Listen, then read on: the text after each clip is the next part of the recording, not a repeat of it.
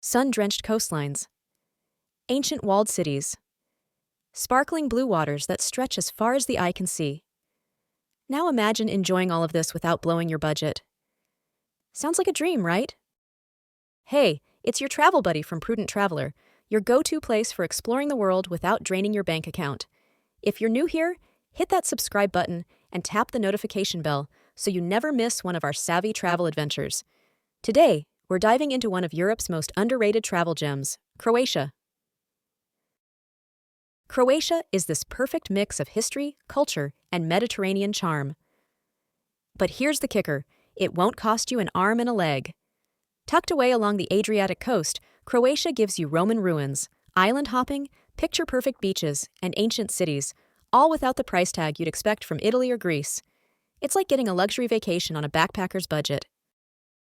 Let's get into it, starting with one of the best places to base yourself, Split.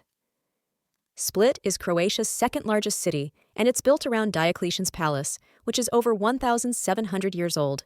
But here's the cool part. It's not a museum.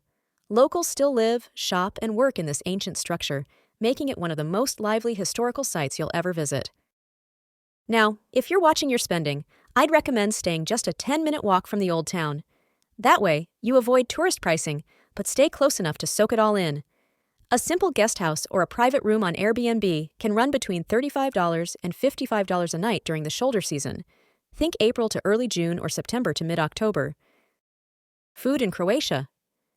Delicious and surprisingly affordable. You'll want to skip the waterfront tourist traps and instead eat where the locals go, the Konobas.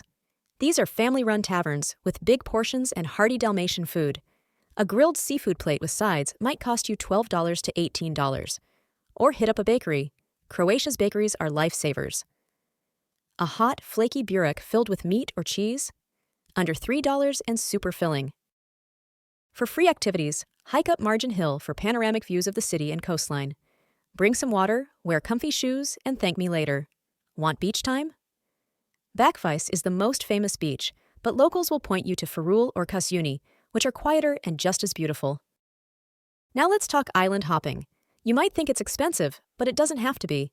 The trick is to use Croatia's public ferries.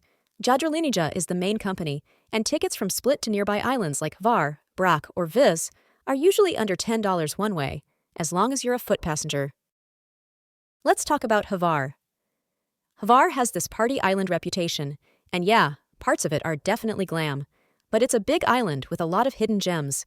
Avoid the main town during peak summer if you're on a budget, and instead head to quieter spots like Stari Grad. You'll find private rooms for $30 to $40 a night, and local eateries where dinner won't cost more than $12. A must-do in Hvar is climbing up to the old fortress. Amazing views over the harbor and surrounding islands. Entrance is around $8. Want to avoid the pricey cocktails? Pick up a bottle of local wine or a Croatian beer from a nearby shop and find a quiet spot to enjoy the sunset. Vis is another island worth checking out. It's a bit further out, which means fewer tourists and more authentic vibes. Rent a bike for $10 to $15 a day and explore the island's wineries, secret beaches, and scenic coves.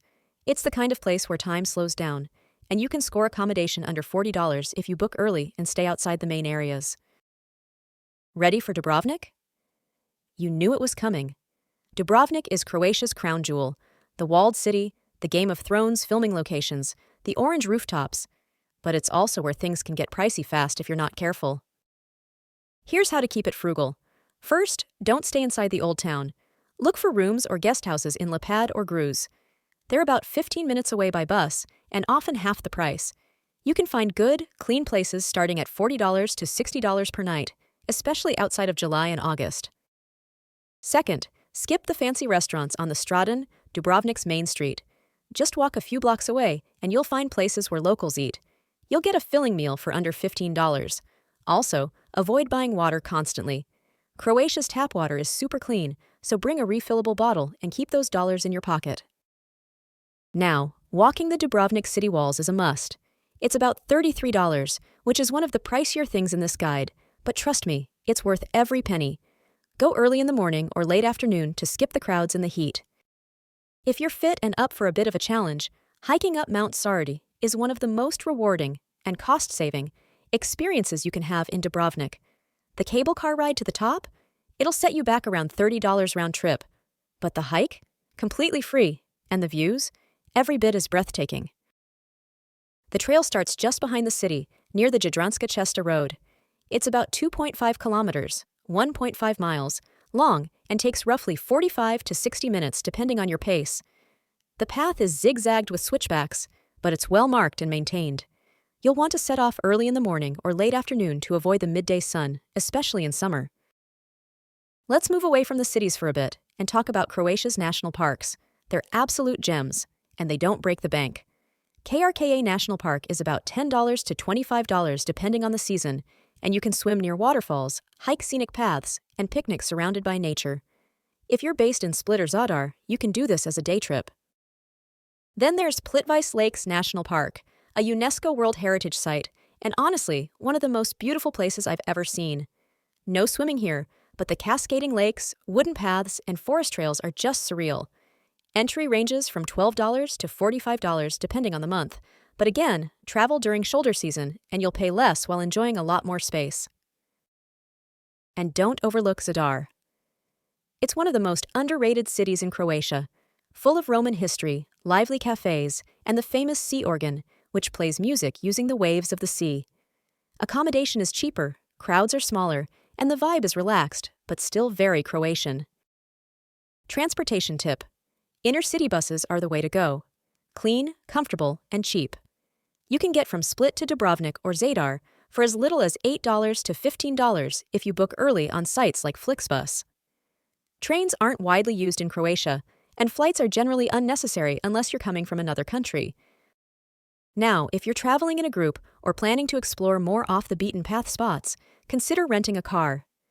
Outside of peak summer, car rentals can be as low as $25 to $35 a day, and the freedom it gives you is unbeatable. Plus, the coastal drives are absolutely stunning.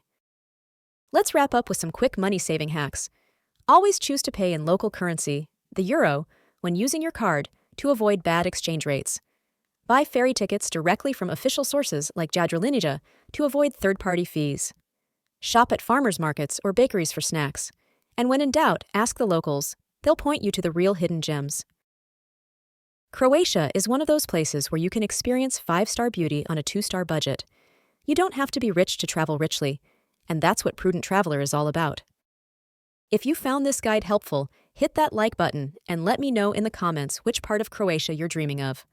Or if you've already been, drop your favorite budget find. Help out a fellow traveler. Don't forget to subscribe and turn on notifications, because next week, we're diving into another affordable adventure you won't want to miss. Until next time, travel smart, travel wide, and always stay curious. Prudent travelers, see you on the next one.